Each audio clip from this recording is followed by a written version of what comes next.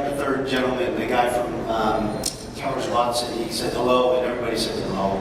He said, come on. Come on. Hello? Very good. I hope that the kickoff, at least the start of the session for you, has been good. The day is full of a lot of promise. I'm glad that you chose to attend this particular masterclass. I hope I meet your expectations. There's a couple things that I have for you that I would like for you to do. I explained to some of the groups, to some of the tables. I'm in the middle of a very long trip. I've been in Tokyo at the beginning of October for a couple weeks. I went down to Sydney. I was in China just last week, and now I'm here in India. I finally get to go home on Saturday, but it's been a long 5-week trip. And what's really nice, even though it's hard for me to see with all these lights, it would be nice if I looked at you and you gave me a smile. It's just helpful for being on the road for a little bit, okay? Is that okay? I'm going to ask you a couple questions, not a lot of questions, but I do expect when I ask a question for you to answer. If you don't answer fast enough, I will encourage you a little bit. I won't pick on anybody. The other thing is that I want activity. I want movement. I want questions. I want a lot of what it is that Andrew talked about in terms of within this group. How do we deal with sort of the collaboration? How do we deal with the thinking? How do we deal with the reflecting? Because a lot of what I'm going to talk about today really sort of takes what it is that Andrew said and really the theme of this particular conference and now takes it down into a little bit more practical kind of a thing. We're talking about learning. Everybody's talking about learning and how important learning is. And by the way, I noticed that everybody's sort of changing education, learning, and training together. I'm going to focus on learning and training. Those are the two things I'm going to use as an overall phrase. Okay? But again, so I want to have some activity overall. And I do want some conversation at your table. Feel free to interrupt me and ask me a question. I'll leave some space at the end. Okay? Now the other thing is, I promise with my American accent that I will talk slowly. Only if you do the same back to me if you ask me a question. Okay? Now let's do something in terms of activity. Has anybody ever seen me speak before? Oh, there's a bunch of you. Okay. Yeah. There's nobody raising their hand. Can you all stand up? I'd like you to stand up. Okay, here's a question for you. Remember, question, answer. Okay? Which way do the hands of a clock move? Clockwise. Okay. And so what I want you to do is look up at the ceiling. And I want you to imagine that there's a clock on the ceiling. Which way do the hands of a clock move? Clock, which way is that? Okay, so what I want you to do is begin to think about tracing the way the hands of a clock move on the ceiling, which is clockwise. Okay, it's not a small circle, it's a big circle. Use your home arm. I want you to do this. Everybody do this, participation. Okay, now what I want you to do is you continue to point to the sky. I want you to bring your hand down slowly in front of you. No, stop, look at me. Now I want you to put it down below, your hand below your chin and lean forward. Now, I just told you I'm in the middle of a 5-week trip. I do this all over the world for the last 7 or 8 years. Before you answer that question, the question I'm going to ask you, think about this. Which way is your hand moving?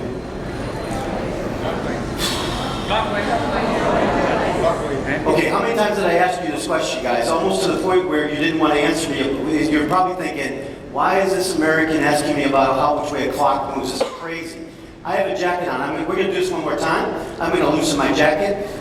I'm going to put my pants up a little bit, and I'm going to lean back a little bit further. Here's what I want you to do. Again, which way do the hands of the clock move? Okay, there's a clock on the ceiling. It's a bigger clock this time. Whole arm. Lean back a little bit more. As you continue to point to the sky, bring your hand down slowly in front of your nose. Stop. Look at me. Now bring your hand down below your chin and lean forward. Which way is your hand going? Why? Perspective. You're looking at it from another perspective. We talked about this issue of training and of learning and all that kind of stuff. And what I want to do is begin to examine what do you mean by training and training for effectiveness and efficiency and learning for business outcomes. Okay? You're going to do some of the same things, right? You're going to pay attention to a lot of the same things. It's just that by looking at a different perspective with a different intent, you now are going to have different outcomes because of your different perspective. And it's very important in your role. How many of you are in L&D? How many of you are in HR? How many of you are schizophrenic like Andrew talked about? Okay, there you go. You can sit down. Thank you for that. I don't know that I have any other activities. I might come up with something later in the process. But so what I want to do today is I want to talk about what is the best way to learn for business impact. That's the title of what it is that we need to say. And I put learn in caps on purpose. Because again, I want to change the perspective of what it is we're looking at more around learn. And what we're going to do is we'll examine that overall shift. What does it mean? How do we think about this? What do we need to do? And then I'm going to look at 4 guiding principles. These are simple guiding principles. Gosh, I got to tell you guys, you're probably going to look at those and say, yeah, all the way from Orlando to tell me this stuff? But it's really important, again, as you challenge yourself to look at it from another perspective, to think about what it means for you. And then I'll share, then I'll share a success story and talk about where we've done this. And as you're talking about my introduction, and again, all the things that I've been doing over 33 years, a lot of it really is about how to drive these learning journeys. Now, how many of you, in walking to this room, heard somebody say, whether it's a vendor out there or somebody in the audience, say the word learning journey? How many of you heard? How many heard somebody say that? I literally heard it 5 times, and it was a short walk for me from the elevator, where people are talking about learning journey. And again, what I'm going to show you is not only the learning journey, but what's the critical components of the learning journey in the framework of these 4 principles. And then hopefully you, as L&D professionals, as HR professionals, how do you seize the opportunity? Because you can look at what it is that we talked about earlier in the kickoff session, about the future of work, and about all the things that are out there in the future. The reality is you got to go back to work tomorrow. You got to do something different tomorrow. And while I'm keeping an eye, and while we'll keep an eye on the future of what it needs to look like, because that's where the target's got to be, let me help you think about some of the things that you can do now, or you can begin to plan to do as you move through the activity that you do inside your organization.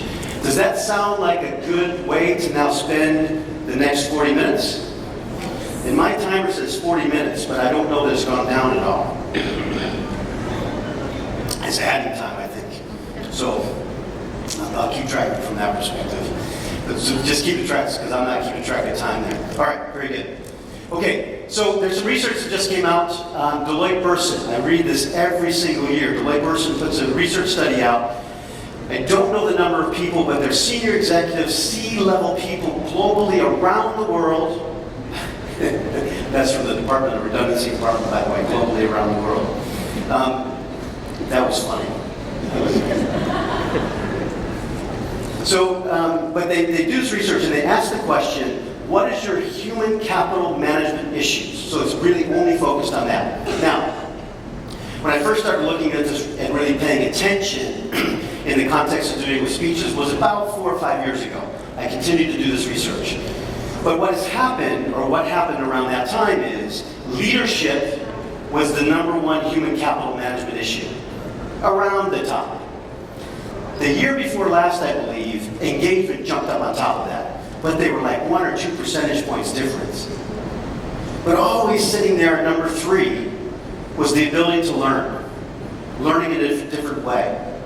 This year, it jumped. It became learning in terms of the way people learn is rated as important, or very important, 86%.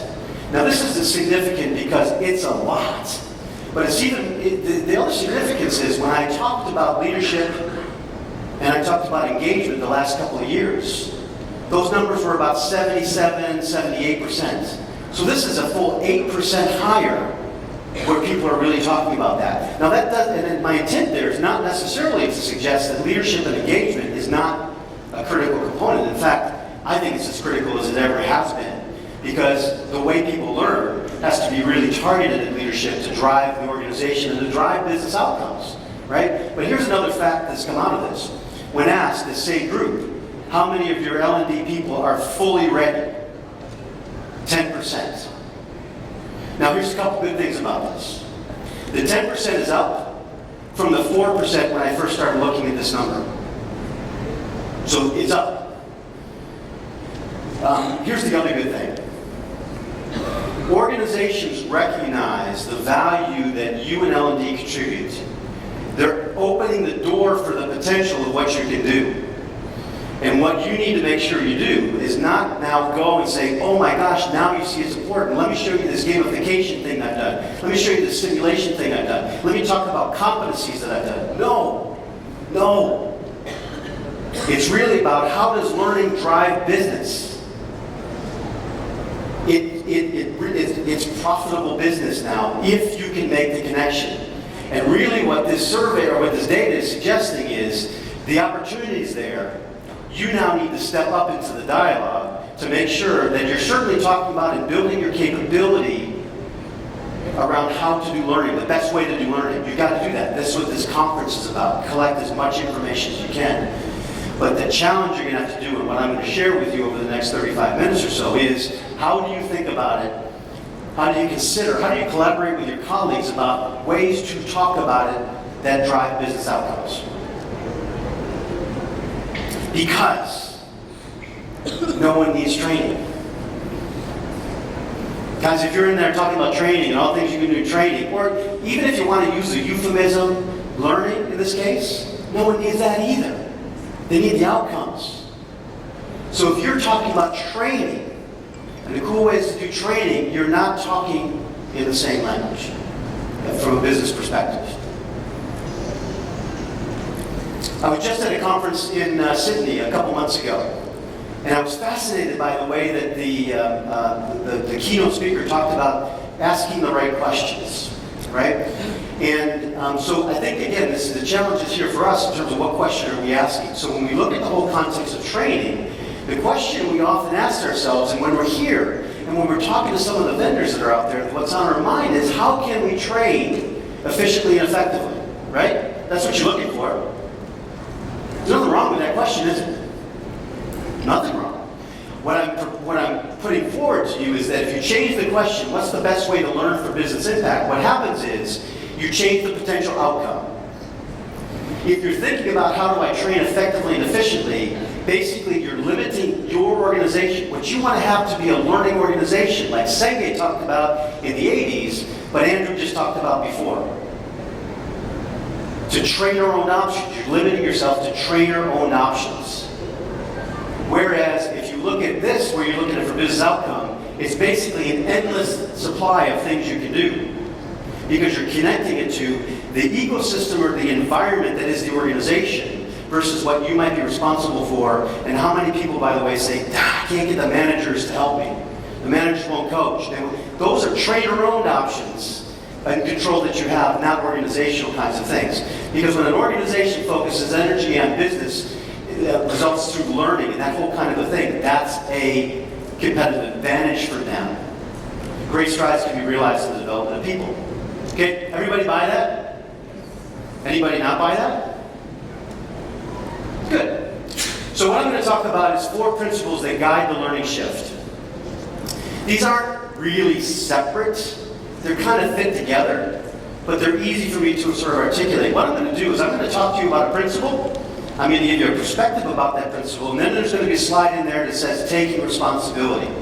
This is what I'm suggesting you guys need to do inside your organization, right? Write that one down, take a picture of that, talk amongst yourselves in this in terms of what you can do, because my guess is some of it you're already doing, right?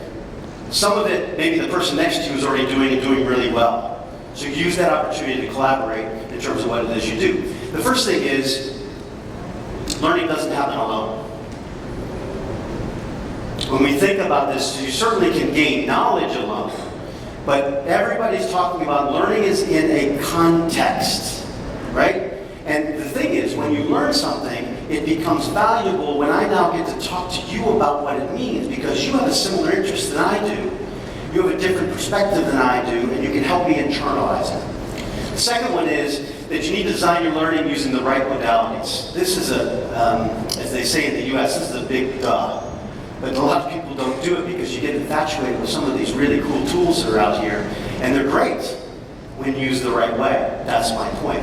The third one is learning can be fun, engaging, and produce results. Unfortunately, they took a little bit of my thunder away on this, because the big thing I was going to say was, organizations perceive learning as sort of training that they got in school with, controls and direct and all like that. And I think it was Andrew threw a slide up there, and I'm like, damn, I didn't have a slide. But it's a similar point. And then learning needs to be done in the context of work. Everything needs to happen in the context of work. Let's talk about learning does not happen alone. The reality is that learning is accelerated when people and context are involved. My ability to understand something is limited if I don't have anybody to talk to. If it's just myself, right? I buy the whole self-learning, I buy all that kind of stuff, I really do. But in the context of then trying to take it to the next level, to really increase how fast I do something, it has to be with context and other people, and not just any other people.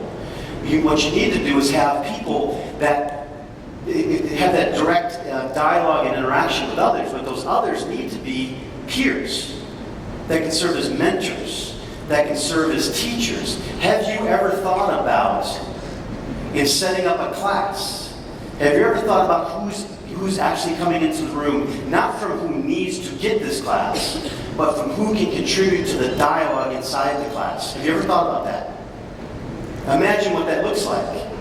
Amazing. When you think about the potential for that, it might mean you have smaller groups. It might mean there's different ways that you sort of invite or bring people into the organization. But the other thing is just to recognize, as you're looking at learning does not happen alone, recognize that together can happen in a number of ways. Again, look outside of all the different technologies that you have.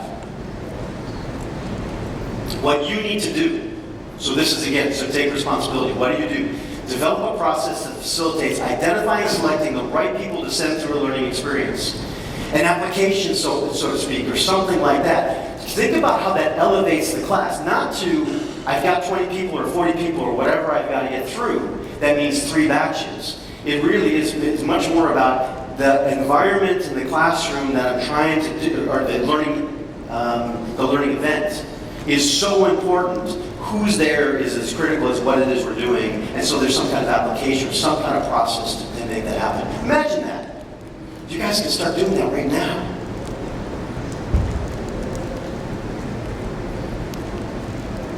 Design learning using the right modalities.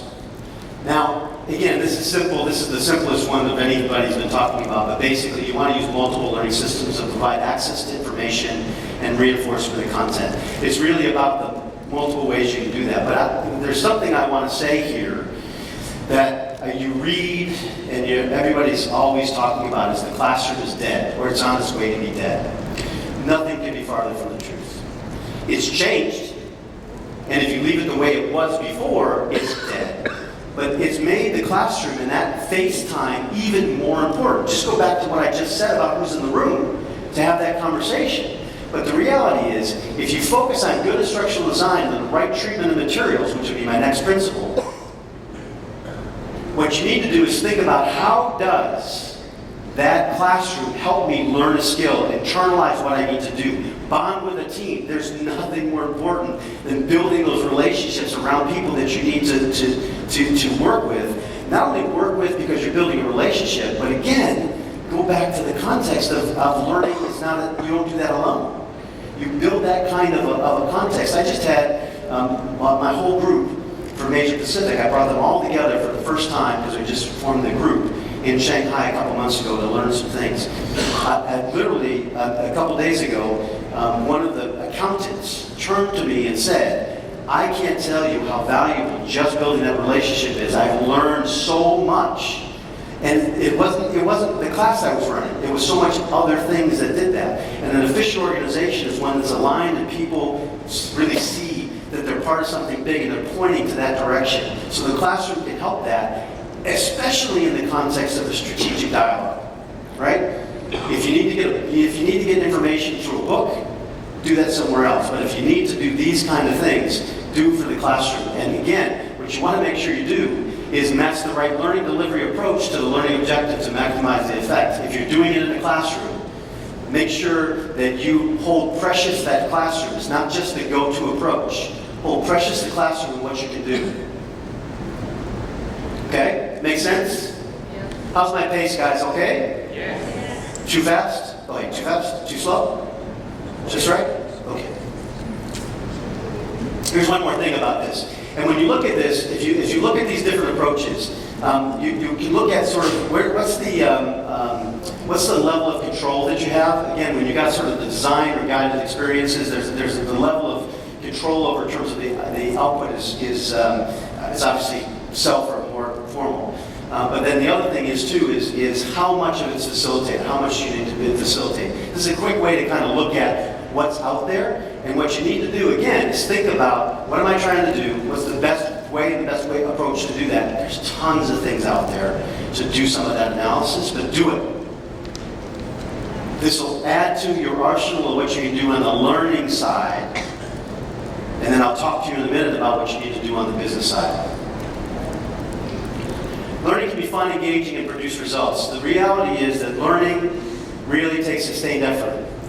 It's time at work, and learning is hard, but if designed appropriately, it can be fun and engaging and drive results. Again, what you have to do is take the paradigm away from people's perspective around training, being what you learn in school, and repetition and test and all that kind of stuff, and really use some of what I just talked about in this slide to begin to create different experiences and recognize that there's things you could do inside the learning event if it's a time-bound activity, and outside of it if it's a search kind of activity. There's lots of things you can do.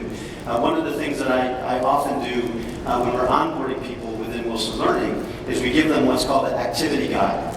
And the activity guide sort of guides their experience, but and there's certain learning things that I want them to go through, an e-learning component or something like that. But there's also, go on Wilson Learning's website, check out this particular section, go meet with your learning partner and tell them what you learned about it, right? Again, that's fun. That's all that kind of stuff is really fun, things you can do. And here's the problem that you're running into, is inside organizations, what's happening is that what the L&D and the executives want is different than what the field needs or is asking for. Now, you all do needs analysis, right? You all do needs analysis and all those kind of things. Those don't necessarily tell you anything. And if one person says, I need to learn how to cut carrots in a fancy way, I'm making this up because I don't think that's any of your skills that you need. But if it's only one person or two people and you're an L&D, do you do it? You just leave it off there. So basically, you go to sort of a one-size-fits-all approach, and we all know, by the way, who's a manager? Who would identify themselves as a manager? No, because everybody sees the next bullet, don't they? Nobody's going to answer your question. The reality is managers don't coach. A couple reasons why. Oftentimes they don't know how to coach. But that's what you hear in the rhetoric. I don't know that I believe that. Ultimately, what I think is they don't have the confidence necessarily to do it because no one's really expecting them, because if they coach, how are they performing? But I think the other thing that's true when we look at the whole coaching kind of thing is that what they have to coach, if I'm your manager and I have to coach you, I don't really know your job, right? So if I now have to coach, I have to know your job. But if I've got a bunch of other people, it makes it really hard on me, so I don't know. And so I was talking to an analyst at Gartner about this thing, and what they said to me is, you're trying to get managers to coach on something they're desperately trying not to do, right? So how do you help them learn how to coach, but also then, is there alternative ways to think about getting the coaching to happen? Back to the classroom and who you're thinking about putting in the learning sort of activity. And the other thing is the learning environment really finds it hard to support the learning. It's just not integrated. Many of the things we do are not integrated. I hear L&D people say, basically they're telling me I need a negotiation class and I need to get somebody in panel so that I've got it on the schedule, right? And why? Because they told me that's what they need, right? And how many of those things sort of fit in there? And so it just becomes something you have to do and check. And it ultimately becomes mechanical, not strategic, right? And so everything I'm saying, again, even in the context of foundational stuff that you need to do, you as L&D HR professionals need to seek out, find, generate conversations about even how that foundational skill adds to the success of the organization. And recognize if it doesn't, be courageous enough to say, it doesn't. What are we going to do about it? Because it's the moment that you begin to analyze what you have and the number of classes that you're doing is the moment you become that you get the chance to have sort of a strategic dialogue. So what you want to do to take responsibility is focus on the usage of skills. Everything should be focused on usage. Remember, no one needs training. They need the outcomes of training. And the reality is, it's not what people learn, it's what people use that changes performance. So what you need to do, first of all, is make sure, if you think about each learner individually, how do you enable their readiness? How do you think about this? They were talking in the earlier session about self-efficacy. So people believe that they can learn and take responsibility for it, but you need to do something there. So whatever learning you do, or whatever modality you use for it, in terms of we call that learning transfer design, that it has a place to land. And then finally, how do you enable the organization after the learners come back to actually perform and support that learning? That's what the responsibility you need to take. And actually, I'm going to give you a framework for that in a couple minutes. But I'm going to do this last one, which is learning is done in the context of work. It always has to be done in the context of work. It should take place in the context of work. Learning needs to replicate what's expected of the learner in the field. The more you can do that, the more it becomes fun, the more it becomes engaging, the more it becomes important. And there's part of our research in terms of best practices on how to do that. We've got 6 that we talk about, and again, I would suggest that this is an easy summary for you, but I bet you some of you know some of this stuff to begin with. The first thing is, everything you do, go back and look at your portfolio, go back and look at the training that you do, whether you're in HR or whether you're in L&D. Look at it. Can you link it to business? If you went and talked to an executive, would they see that link? Can you show, I would if I was you, how what you're trying to do might give you not an ROI, but an impact, meaning it's connected to a number of strategy that might be inside of your annual report that you're talking about. Can you do that? If you can't, talk to your colleagues to get that in there. If you still can't, talk to your executives to try to get that in there. That conversation again, well, it might be thrown back the first couple of times, earns you the right to have that conversation going forward. The second thing is, again, you got to gain the executive sponsorship. You might be able to get them to talk with you, but you've got to get that sponsorship. We have a process that we're going through where we follow up after a class, that we're an implementation that we do.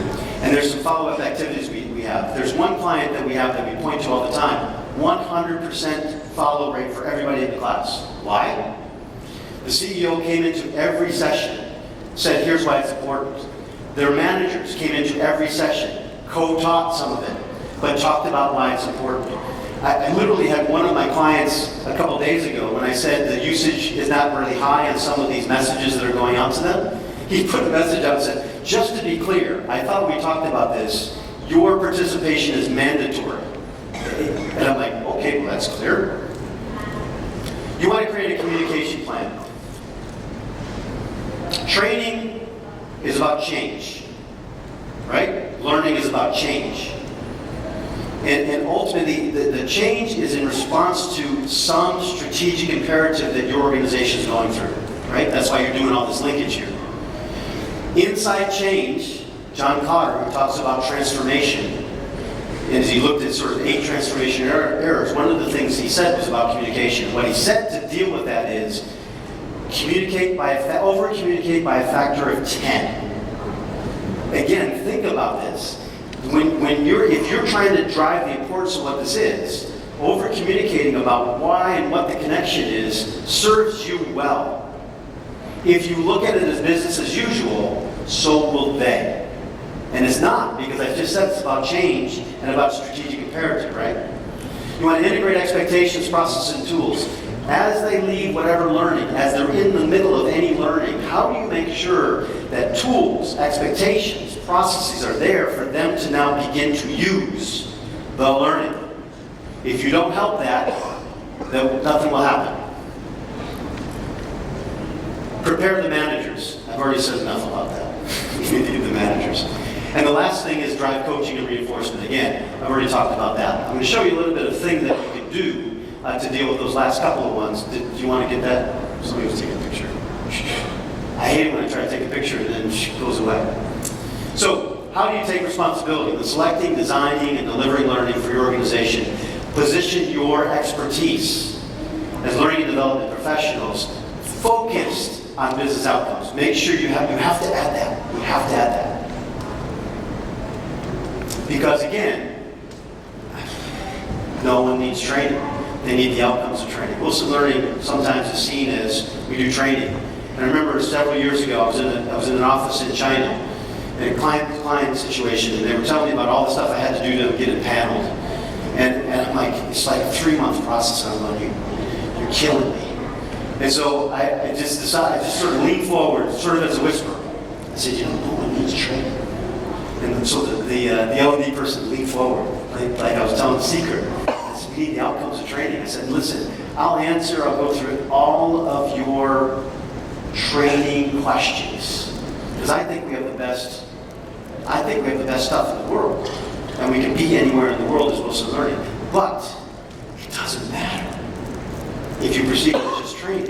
So you've got to answer some outcome questions for me. And by the way, I'm going to suggest that if you're trying to talk to executives, do something like that. Lean forward, no one needs training. They're going to go, but you're training, that's what you do.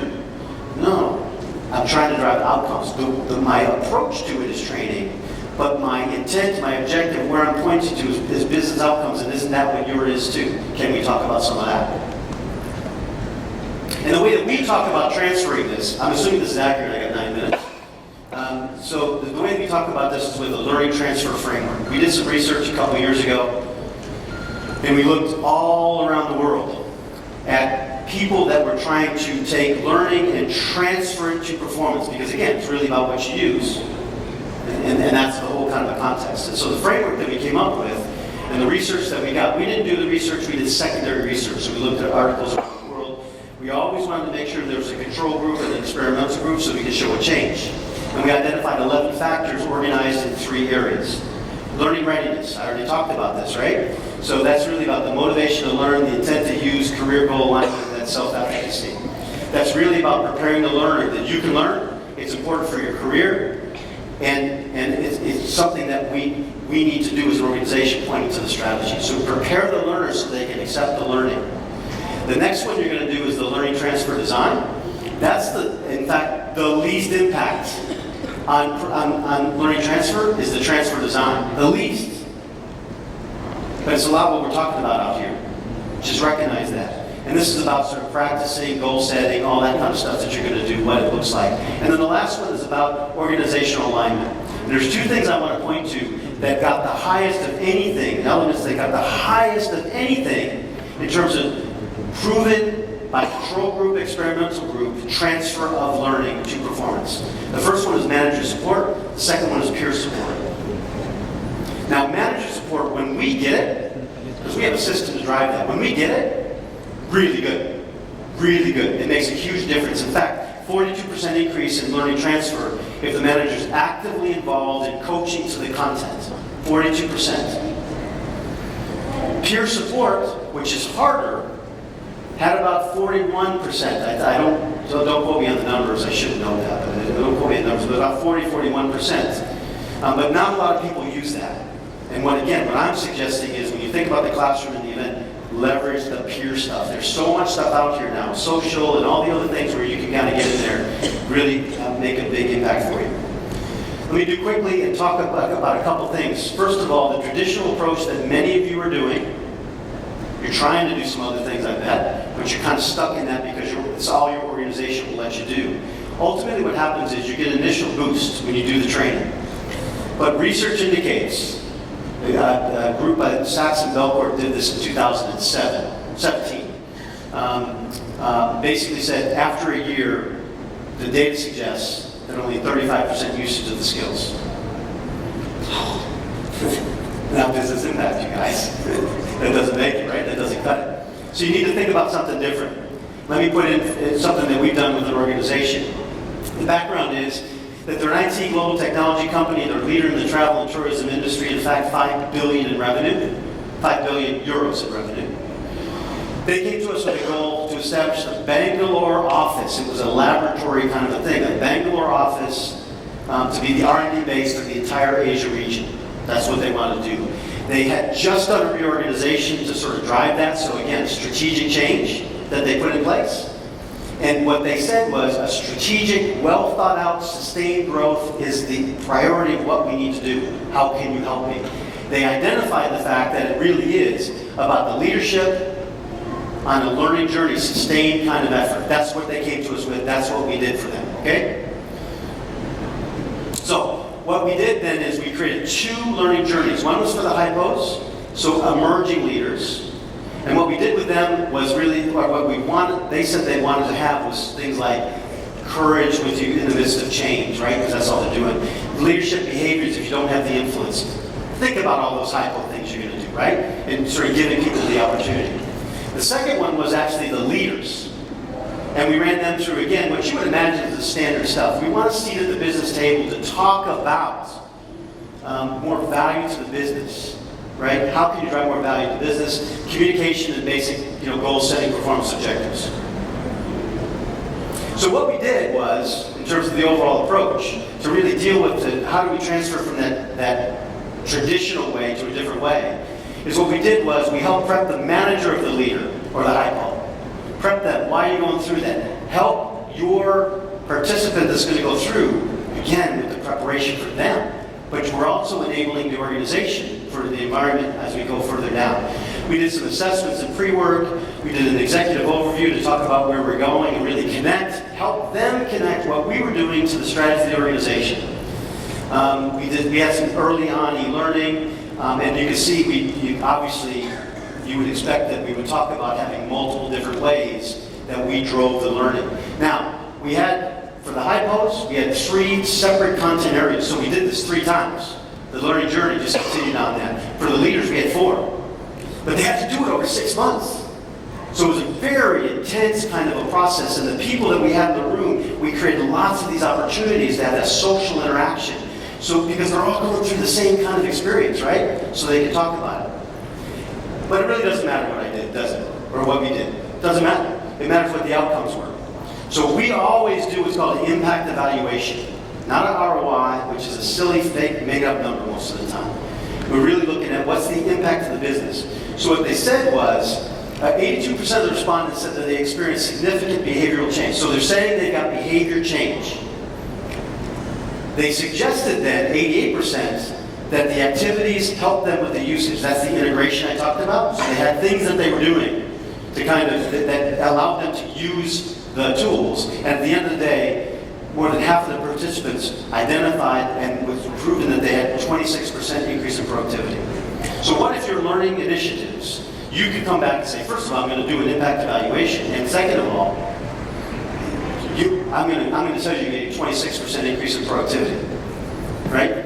That's where you need to go to, because now I'm listening, because you're committing to some of that kind of stuff. So basically what we're saying is that framework helps you articulate how to respond to these 4 principles, right? Learning does not happen alone. Design learning using the right modalities. Learning can be fun and engaging as long as you design it right, and it has to be done in the context of work. Thank you. I appreciate your time. I hope this was a valuable use of your first Masterclass. I think I can maybe take one quick question, but I'm right down to 2 minutes, 2.5 minutes. Then you've got a great question, but I'm happy, by the way, to take some after. Yeah.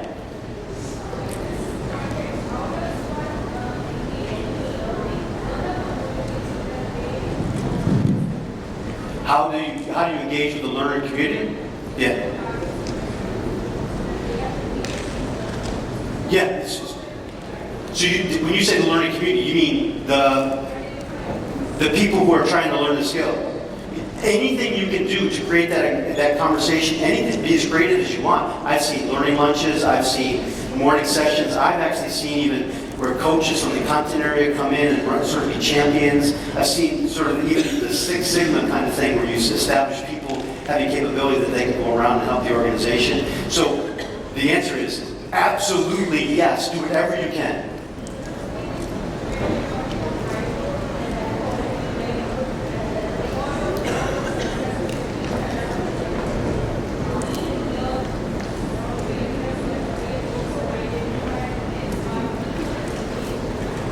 You want the above them to be involved in the learning community.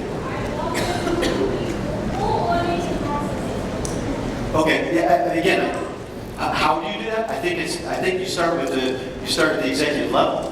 You get the conversation about what the implementation needs to look like so they're involved. That was that second component of the best practices.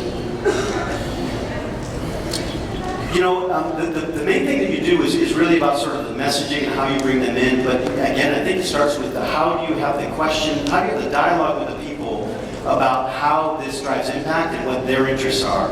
You engage them in that conversation. You have good consulting skills to talk about it. That's what you need to do. Guys, I gotta go. But here, again, you can follow us on LinkedIn and so on. Here's the different things you can go through. Just as a quick context, by the way, if you come over to the booth where we are running a contest. If you kind of post something on there, we have an Amazon home for you to win. If you come by and stop there, I'll be over there for most of the rest of the day if you have that. Guys, thank you so much. I really appreciate your time. Thank you, David, for this very engaging session. Thank you. Thank you.